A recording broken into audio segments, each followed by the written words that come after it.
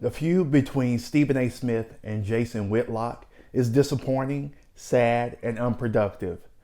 I don't particularly care for Jason Whitlock, but I am commanded to love him and Stephen A. because Christ first loved me. If you're not familiar with Stephen A. Smith, he's an American sports TV personality, podcaster, sports radio host, and sports journalist. Jason Whitlock is a sports columnist, podcaster, and former football player, and their beef has been brewing and they've been feuding for years now, according to Stephen A. What took me by surprise was when Stephen A. stated that he spoke with his pastor and apologized for what he was going to say on his podcast about Whitlock. Clearly his emotions got the best of him, and per Stephen A., his pastor disagreed with how he would eventually handle the dispute. According to Whitlock, Stephen A.'s heated response came about due to him criticizing the validity of his book. So with that being said, let's listen to a snippet of Whitlock's response. Please note that this is only a reaction to his video. I'll link the entire video of Whitlock and Stephen A.'s response video in the full description below. For those of you that are trying to understand the whole genesis, what provoked this feud between Stephen A. Smith and I just want to give you a tiny little taste of some of the things I've been talking about, some of the things about Stephen A.'s narrative as spelled out in his book and as spelled out in interviews he's done for years, and why I'm raising questions about them and why they don't seem to add up. Some of this comes right out of Stephen A. Smith's own mouth. And there'll be, well, he's just lying about his basketball stats and blah, blah. Now, when you start telling all these small little lies and exaggerations and just farcical stories, it's a sign like, whoa, this person is really comfortable distorting the truth. Whitlock appeared calm, cool, and collected. I'm sure with him being under the weather, as he alluded to, played a big part in this. It's just unfortunate that this feud was aired on social media. I bet that the two does not have each other's number, so an actual text or phone call was out of the question. The Bible says a lot about settling disputes and differences. It's apparent that Stephen A. has a church home, and I'm pretty sure that Whitlock has a church home as well.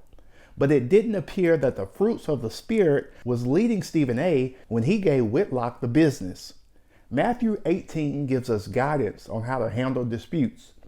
There Jesus says, if your brother or sister sins, go and point out their fault just between the two of you. If they listen to you, you have won them over.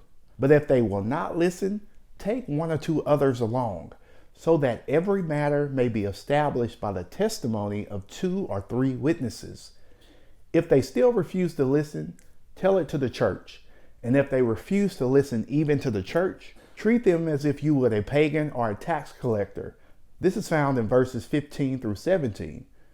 From these verses, several guidelines can be found for resolving conflict between Christians. These passages should resonate with us all because life happens to all of us, no matter if you're a media personality or not.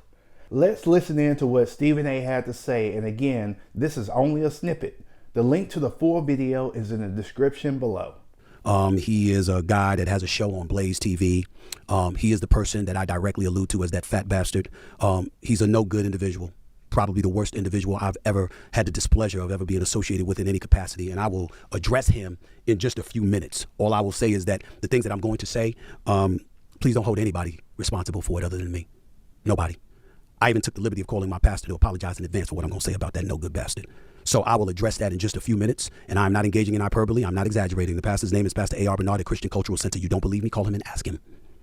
I don't lie like some other people I know do. But again, I'll get into that a little bit later on in the show. I can't do this or I can't do that. Look, I'm 56 years old. If y'all think now that I'm successful in this business, that I got to sit here and lie about me playing basketball in high school to write in my own damn memoir. At this point in time, I can't help y'all. I'm not going to waste my time with that silliness. What I would say to you, however, is this. I have a bestseller. Where's his? I got let go by ESPN and they brought me back. They won't let him in within city limits. I'm telling you what I know. How did Fox thing work out?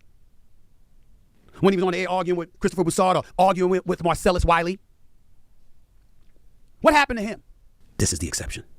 I hate this bastard. Not even, far more than a little bit. He is the worst human being any of you will ever meet. You get within a mile of his presence. Wrap your arms around yourself to protect your soul. He is Cain. He is a devil. The worst. We can all learn from this public feud that has taken place. Let me know your comments below, and as always, God bless, thanks again, and always strive to remain set apart.